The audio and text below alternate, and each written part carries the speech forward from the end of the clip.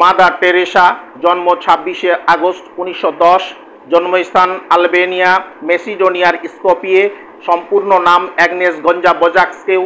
পড়াশোনা চার্চ পরিচালিত স্কুল, কর্মজীবন 1928-এর 26শে সেপ্টেম্বর যুগোস্লোভিয়ার লরেটো কনভেন্টে যোগদান, পরে লরেটো মিশনের কলকাতা শাখার সন্ন্যাসিনী হিসেবে যোগদান, 1931 খ্রিস্টাব্দে সিস্টার পদ লাভ, সমাজসেবা 1950 খ্রিস্টাব্দে মিশনারি অফ চ্যারিটি প্রতিষ্ঠা, 1952 খ্রিস্টাব্দে নির্মল হৃদয় হোম স্থাপন,